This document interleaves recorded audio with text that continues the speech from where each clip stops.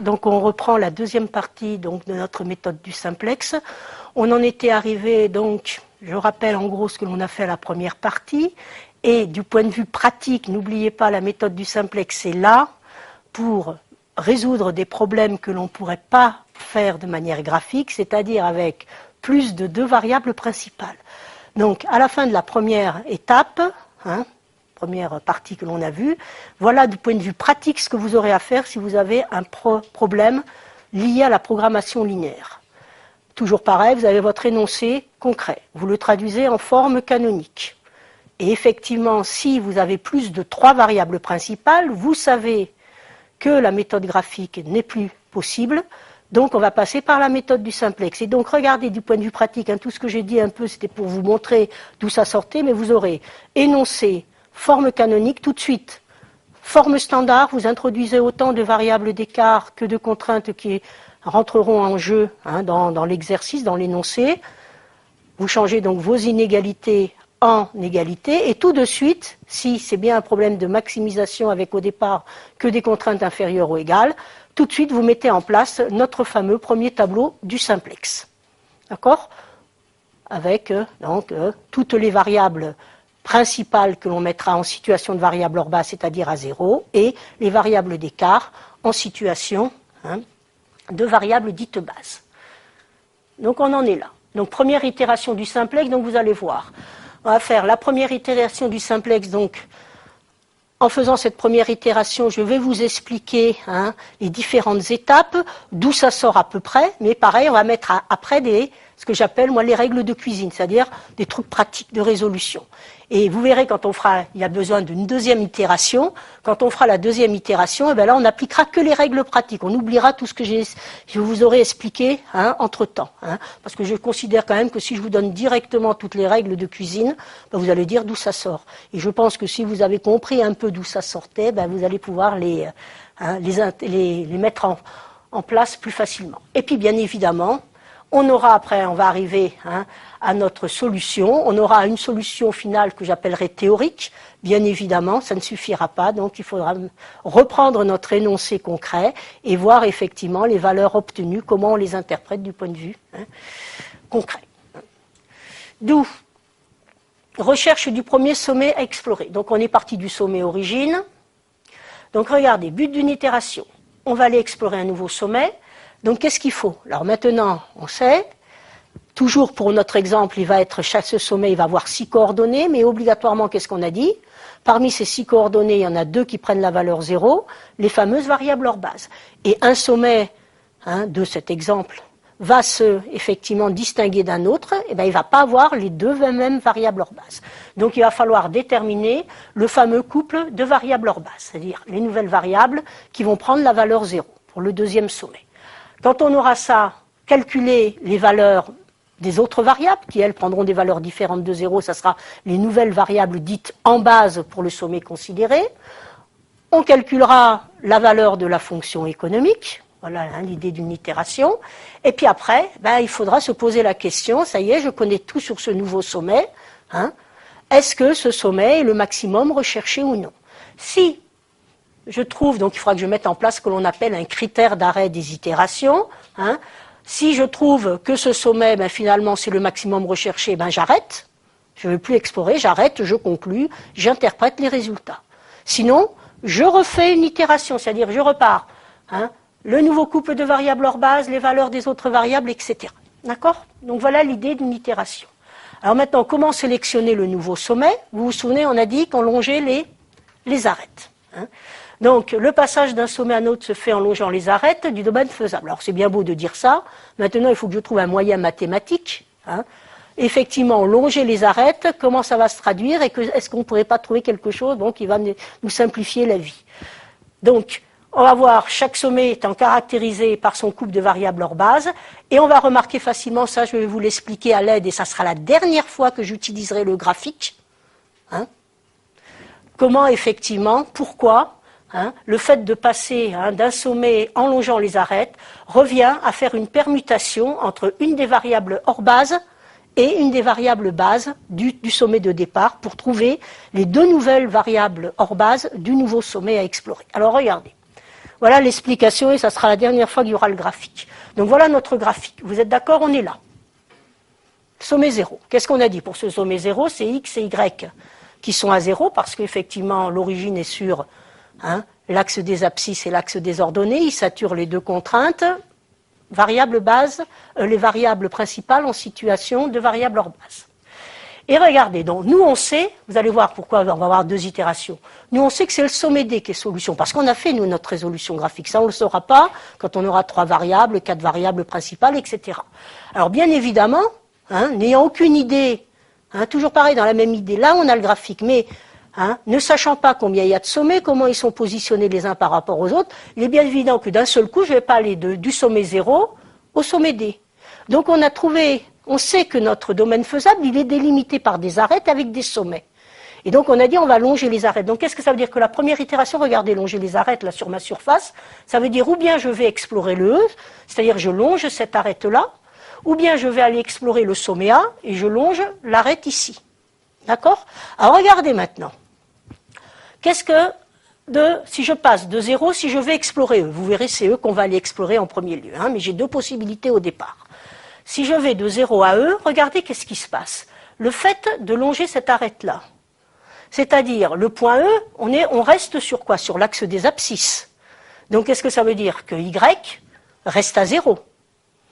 On reste sur la même contrainte qui est saturée. Donc regardez, Y ne va pas changer de statut. Mais le fait de se déplacer comme ça veut dire le point E n'est plus sur l'axe des ordonnées. Donc ça veut dire qu'en longeant cette arête, j'ai désaturé cette contrainte-là. Et donc ma variable x, elle passe de la valeur 0 ici à une valeur positive. Donc qu'est-ce que ça veut dire? Que pour ce point-là, x n'est plus en situation de hors base. Elle a changé de statut, donc elle passe en situation de base. Mais qu'est-ce qu'on a dit? Donc vous voyez, là je suis là. Hop. Je sais que y reste à 0, donc en situation d'hors base. X passe d'une valeur 0 à une valeur positive. Elle change de statut, elle devient variable base. Et donc, j'ai plus qu'y en hors base. Mais, qu'est-ce qu'on a dit les sommets? On n'explore que les sommets. Dans ce cas, qu'est-ce qu'on a dit? Qu'il y avait toujours deux variables hors base. Donc, il faut une autre variable en situation d'hors base. Et regardez, bon là on peut le voir avec le graphique, mais vous verrez, on le retrouvera quand on fera la mise en place des transformations du simplex. Et bien regardez, le point E, il est sur quelle droite? Il est sur la droite D1, donc il va saturer la première contrainte. Ça va se traduire, la première variable d'écart prend la valeur 0. Donc regardez, voilà la fameuse permutation dont je parle. Vous voyez, passer de 0 à E, savoir faire une permutation entre X et E1. Et regardez, deuxième possibilité, à partir de 0 en longeant les arêtes, c'est d'aller à A. Et là, regardez, qu'est-ce qui se passe? Comme je reste sur l'axe des ordonnées, ça veut dire que X reste à 0, donc là c'est X qui reste en situation d'hors base, mais comme Y va passer d'une valeur nulle ici jusqu'à une valeur positive, Y change de statut, va passer en situation de variable base. Obligatoirement c'est un sommet, donc Y doit être remplacé ici par une autre variable. Et là, bon, on peut le voir directement parce qu'on a le graphique. Le point A, il est sur la droite des 4, il sature la quatrième contrainte, donc ça va se traduire CE4 qui devient une variable dite hors base, donc à 0. Donc vous voyez, dans les deux cas de figure, c'est faire une permutation. D'accord? Différentes étapes donc d'une itération, regardez, définir la fameuse permutation. Donc quand je disais, vous voyez, définir, tout à l'heure je vous disais, première étape, on détermine le nouveau couple de variables hors base, après on calcule les autres coordonnées des variables bases pour le nouveau sommet, la valeur de la fonction économique, et après on regarde si, effectivement, le sommet c'est le maximum ou non, pour savoir si on arrête les itérations ou si on recommence la boucle. Donc là, regardez, maintenant du point de vue pratique, ça va être un peu différent. Qu'est-ce qu'on a dit? Chercher les nouvelles variables hors base, c'est-à-dire définir la permutation. Et cette permutation, regardez, on sélectionnera d'abord ce que l'on appellera la variable qui va rentrer dans la base, d'accord? Qu'on a souvent, là c'est vrai que c'est plus rapide de travailler avec la terminologie un peu anglo-saxonne, c'est-à-dire variable in, dans, d'accord? Puis la variable qui va sortir de la base, on va appeler la variable out. Donc on aura le nouveau couple de variables, de 0. Et après, regardez, vous vous souvenez qu'est-ce qu'on a fait dans la lecture du dernier tableau? On a vu que tous les autres éléments, on les avait quoi? Tout simplement en regardant les nombres qui étaient dans la colonne second membre. Donc l'idée, pour avoir les coordonnées, les 4 autres coordonnées des nouvelles variables bases du sommet considéré plus la valeur de sa fonction économique, eh bien qu'est-ce qu'il faut? On va construire un tableau qui sera associé au nouveau sommet avec une allure totalement identique à celle du premier tableau pour pouvoir lire directement dans la colonne second membre les nouvelles coordonnées. Donc ça, vous verrez, on passera par les règles de transformation du tableau. Et après, il faudra effectivement mettre en place un critère d'arrêt des itérations pour savoir si le sommet est solution ou non. Si c'est la solution, on arrête, on interprète, sinon on reprend. Phase 1, on détermine la variable in et out, on transforme le tableau et on met en place le critère d'arrêt des itérations. Donc c'est pour ça que c'est un algorithme avec des boucles. Mais on ne sait pas combien de boucles on aura à faire. Alors nous, on va en avoir 2, que 2 boucles à faire. D'où, allez, phase 1, nouvelle variable hors base. Choix des variables. Donc la variable in, je vous ai mis la définition. La variable in ou variable rentrant dans la base, c'est la variable hors base qui devient en base.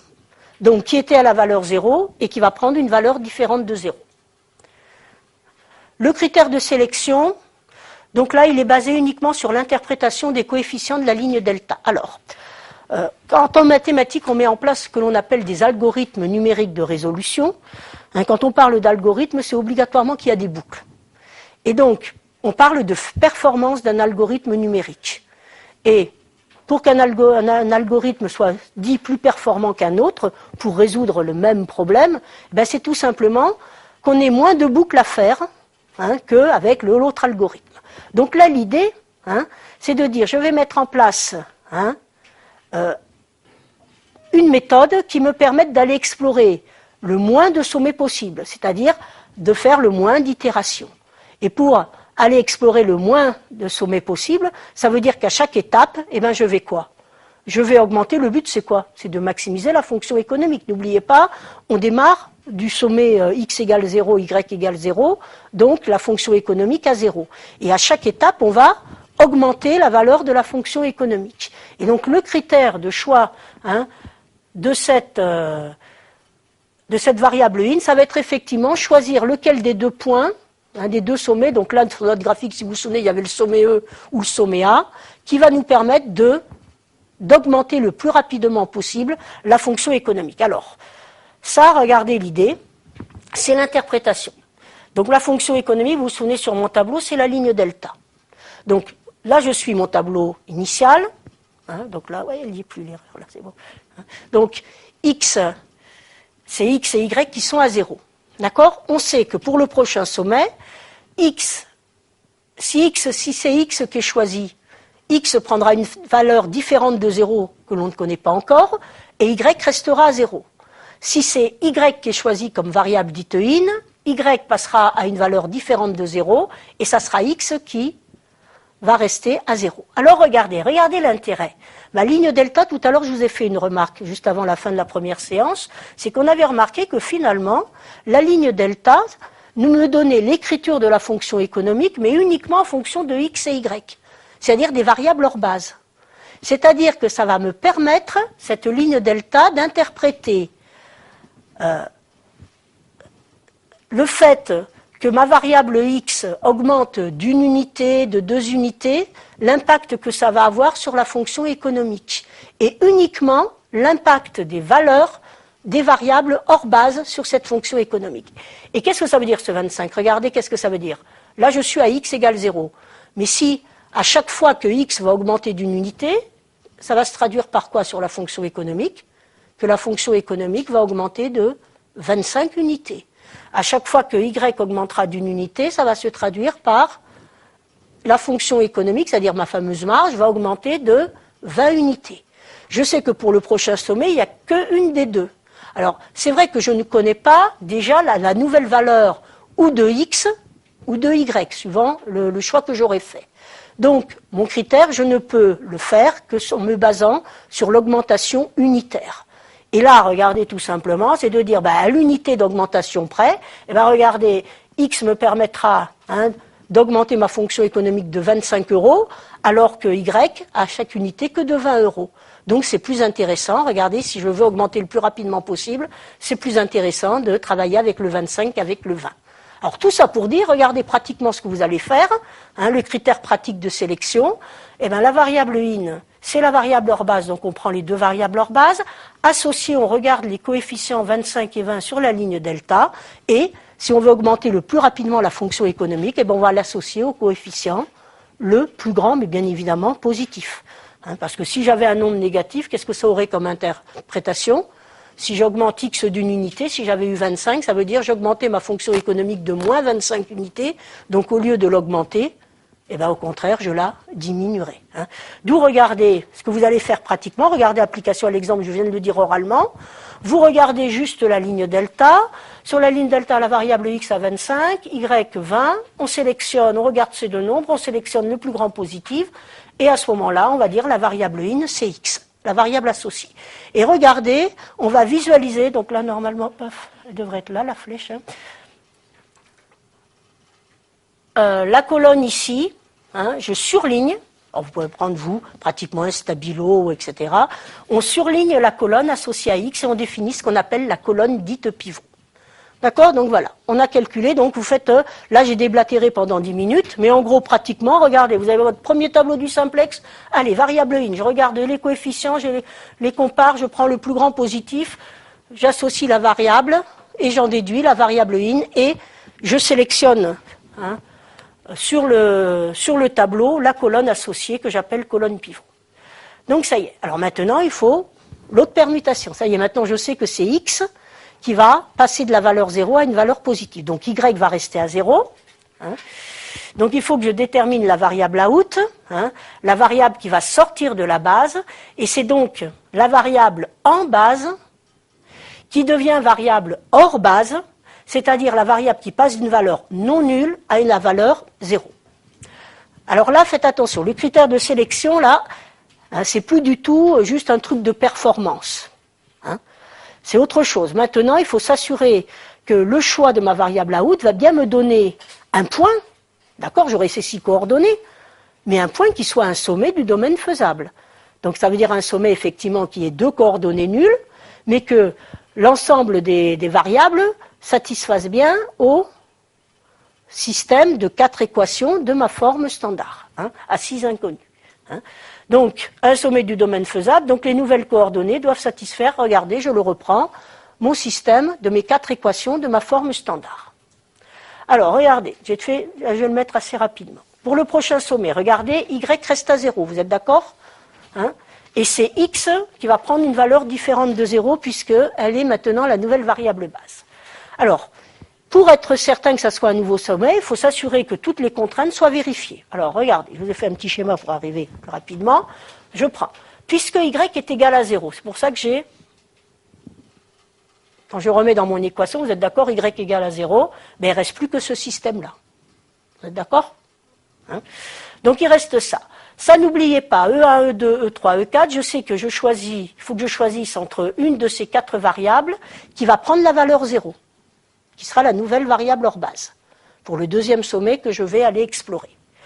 Et donc, comme toutes mes variables d'écart sont à valeur positive ou nulle, je sais maintenant que x, qui était à la valeur 0, puisqu'elle a été choisie comme variable in, va devenir une variable base, donc va prendre une valeur différente de 0, dont je ne connais pas encore la valeur. Mais il faut que je m'assure que ça soit compatible avec ce système. Et à ce moment-là, regardez, vu que E1, E2, E3 et E4 sont des valeurs positives, ça veut dire que la valeur, on va essayer, on va pas résoudre totalement le système, on va juste se poser la question, quelle est la valeur maximum que peut prendre la variable x, la nouvelle variable base, afin que mon système ait des solutions. Et à ce moment-là, ça veut dire, il faut que 3x au maximum, vu que ça c'est des nombres positifs, ne dépasse pas 1950, etc., etc. À ce moment-là, regardez, je vous ai fait, j'ai résolu chacune des petites inéquations. Donc là, 3x inférieur à 1950, j'ai divisé par 3, je trouve 650. Je résous mes inéquations, je trouve ça. Donc la dernière, regardez, 0 plus petit que 600, c'est toujours vrai, donc je n'ai pas de contrainte sur les valeurs de x. Donc qu'est-ce que ça veut dire finalement quand je lis ça ? Ça veut dire que mon système, c'est-à-dire pour qu'effectivement je tombe sur un nouveau sommet, il faut qu'il y ait une de ces valeurs, de ces variables-là qui prennent la valeur 0, mais de manière à ce moment-là à ce que x, voilà, au maximum, prenne la valeur 650, prenne la valeur 1350, prenne la valeur 833. Mais il faut que toutes les inéquations soient vérifiées simultanément, donc il faut prendre la plus contraignante. Et vous êtes d'accord? X ne doit pas dépasser 650. Et donc je vais prendre la valeur la plus grande quand même. Donc, c'est-à-dire au maximum, x peut prendre la valeur 650. Mais regardez, pour que ça soit x égale 650, eh bien, il faut quoi? C'est associé à quoi? À la première équation. Hein. Donc regardez, c'est ce que je vous mets. Pour que ces équations du système soient satisfaites, il faut que x ne dépasse pas 650. Cette valeur limite est associée à l'équation 3x plus y plus e1 égale 1950. Et donc on va prendre la valeur la plus grande, donc y est égal à 0. Et regardez, voilà. Hein, il faut que e1 donc, soit égal à 0. Hein. Ça, c'est la valeur limite. Alors, bien évidemment, on ne va pas maintenant, toujours pareil, on va arriver aux petites règles de cuisine. C'est-à-dire qu'on va faire des observations. Hein. On ne va pas à chaque fois refaire tout ça. Alors, parce que je ne vais plus l'avoir. Regardez 3x, hein, on a trouvé là, le 650 c'était 3x, et avec le 1950. Ça, vous voyez, le 3, on va le retrouver dans la colonne de x, dans mon tableau du simplex. Et le 1950, c'est le nombre qui est dans la colonne second membre. Pareil, là, le 1,5, vous voyez, après j'ai fait quoi? 2025 divisé par 1,5. D'accord? Donc le 1,5, il est dans la colonne des x de mon tableau, et le 2025, hein, dans la colonne second membre. Alors regardez tout ça, vous allez le voir plus facilement, la remarque, voilà. Regardez mon tableau.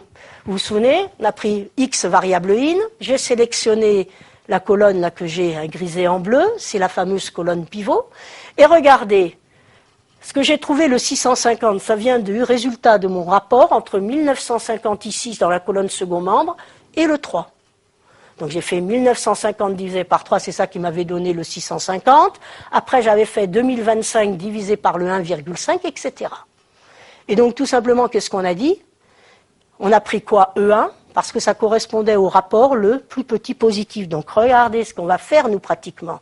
Le critère pratique, c'est pour chacune des variables bases, donc que l'on a là, on calcule le petit rapport que là j'ai noté petit r, et que vous allez calculer de la manière suivante, c'est-à-dire c'est le rapport entre le nombre que vous voyez apparaître dans la colonne second membre divisé par le nombre que vous voyez apparaître en correspondance dans la colonne pivot. Hein, et à ce moment-là, la variable out et la variable base associées au rapport R le plus petit positif. Donc regardez, pour E1, on va former le rapport 1950 divisé par 3. Pour E2, on va former le rapport 2025 divisé par 1,5.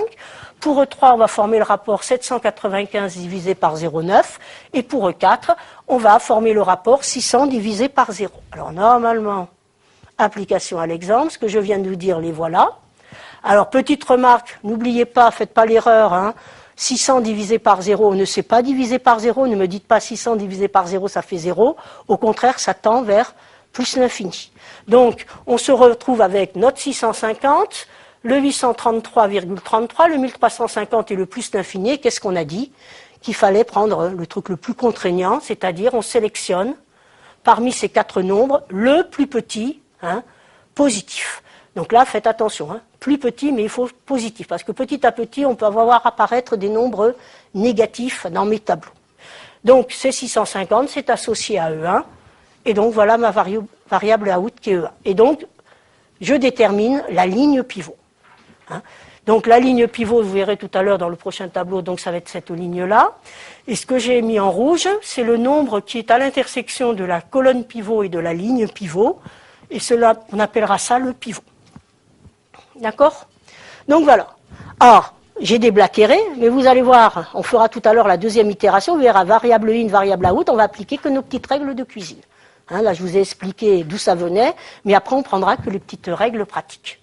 Donc ça y est, on a le nouveau sommet. Donc maintenant, il faut passer à la deuxième phase, la transformation du tableau.